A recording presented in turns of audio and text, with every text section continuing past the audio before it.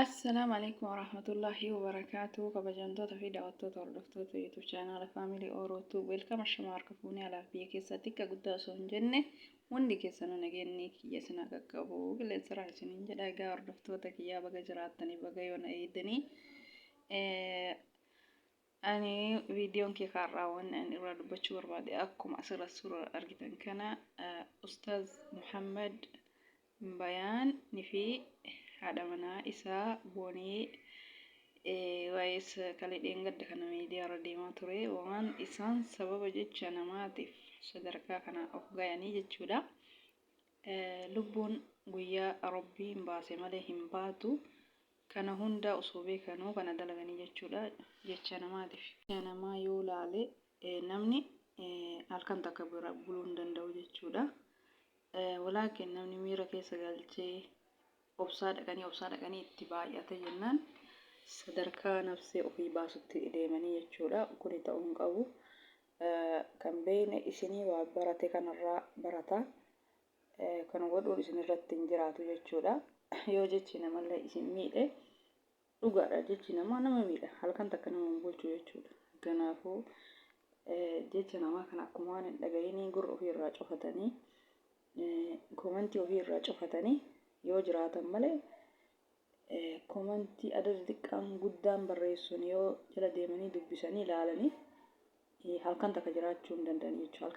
Halkan takka buluu hin danda'aniif maaliif jechi namaa akka mammaaksa Oromoo mammaaksa jedhutti muka jiidhaa goysaa afaan namaa muka jiidhaa goysaa maal jedhanii akkasii baga rabbiin isin baase jechuu barbaade ammaanii rabbiin akkuma ganama jaalala walii isinii kenne maashaallah tabaarakallaa ammallee umrii dheertuu fayyaa bareedduu umrii keessan guutuu keessatti gammaddanii waliin jiraata rabbi isinii haa kennu. Jecha namaa dantaan godhinaa, jecha namaatiif bakka hin kennina namni birallee jechuudha. Sababa jecha namaatiin aartan, jecha namaatiin miidhamtan, jecha namaatiin of cinqitan akka nama hin dhaga'inii waan san asiin dhageettanii asiin dabarsitanii yoo bira tartan malee jecha namaa dhageenyanii maa namni jiraachuu hin danda'u isin jechuu barbaade kuni dhaamsa kiyya. Waanan inni guddaan baga rabbiin lubbuu keessan baase Ustaaz Muhammad Bayaan kana waan akkana kana godhuun qabdanii amma achi astagfirullah jedhati tooyibadha. Gonkuma waan akkana kana godhuun qabdanii tokko kasammuu yaadutu jira, tokko kasammuun hin yaadne jira. Waan badaa jettaniiti miti. Jaalala haadha manaa ofii ibsatuun yeroo ammaa kana hinuun jiruyyuu jiraatullee keessa dhoofata malee ol baasee akkana dubbatu hin jiru jechuudha. Yeroo ammaa kanatti maashaallah tabaarakallaa isin jaalala akkanaa kana ibsatu waan guddaadha. Namni waan akkanaa kana maashaallah tabaarakallaa yeroo ammaa kana haadha manaa ofii kana jabeessee kabajee jaalala isii ibsachuun waan guddaadha. Nama jaalala beekuratti jaalalli waan guddaadha. Jaalala beekinan jaalala keessan ibsattanii kabajamaa rabbiin waliin umrii dheertuu isin haa kennu. Arri wajjin filadhaa wajjin turaa ilmaan illee horaa lama ta'a rafa 3 4 5 ol dabalamaa isiniin jedhaa maashaallah tabarakallah mabruuka sidii waanyoo rabbi isin irraa qabu waanyoo taate malee wanni isin badii takka qabdanuu hin jiru. Kanaafuu wanni isin balleessitan takkaan bichaan jechi namaa nama miidha nama miidhu miti.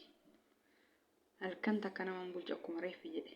Kanaafuu kanaaf jecha haadha abbaa keessantu jira, ummata isin jaalatutu jira.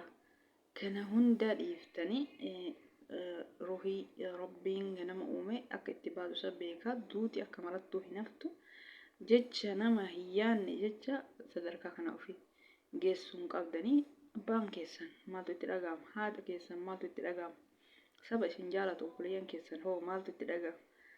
Jecha nama jaalala ofii hin beekne jechuudha. Jaalala waan hin beekneef nama jaalala beeku yoo dubbate nama sana hamilee cabsuuf waan hin taane barreessanii. Kanaafuu yaa obboleen kee rabbii sodaadha. Warri waan hin taane nama sammuu cinqitanii haga sadarkaa nafsee isaa baasutti geessitan rabbii keessan sodaadha. Nama kamiyyuun arrabsinaa dandeettan waan gaarii haasaa dadhabdan callisuutu caala. yoo hangaarii haasa'uu hin dandeenye callisuutu caala. Kanaafuu nama cinqitanii rakkoo kana keessa hin galchina. Kama hidhaa keessatti du'aa jiru cinqamaa jirra. Mishiin kana gahaan jiraataa jiru akka inni cinqameef ajjeesu gootan immoo lakka yaa uummata keenya maal goonaa ka hidhaa keessatti du'aa jiru boonnare. Ka jiru kana gahaan jiraatu akka inni du'uuf uffatti murteessu goosistan maal goonaa ka jiru boonna ka hidhaa keessatti du'aa jiru sanii boonnare. Akkasii yaabboleen kiyyaa waan akkanaa dhiisaa isiniin jedha akka kiyyatti. Egaa yaabboleen kiyyaa nama hin cinqinaa, nama hin arrabsinaa, nama hin xiqqeessinaa, nama hamilee isaa jajjabeessaa malee nama akkana diinii rabbii nama barsiisu nama jaalachuun isaanii hin baane. Nama jaalachuun jaalala ofiis jechuulleen haraama miti halaala. Rabbiin dhiira akkanaa umrii isaanii haa dheeressu. Dhiira akkanallee rabbiin nuuf haa dabalu jechuudha. Dhiira akkanatti haadha manaa isaa jaalatee jaalala haadha manaa isaa ibsatu jechuudha. Akkasii gaarreessota kiyya rabbiin khayra haa godhu. Magaarii walii yaada wal jajjabeessaa hamilee walii jajjabeessa malee wal jibbuun walirratti duulu waan hin taane walii barreessu. Nama isa rakkoo biraa keessa galchuu kana dhiisaa isiniin jedha. Egaa hordoftoota kiyya. Egaa viidiyoon kiyya kana fakkaataa hanga viidiyoo biraatii walitti deebinutti nagaan naa tura. Hordoftoota kiyya assalaamu alaikum warahmatullaahi wabarakaatuh. Baay baay hordoftoota kiyya nagaan naa tura.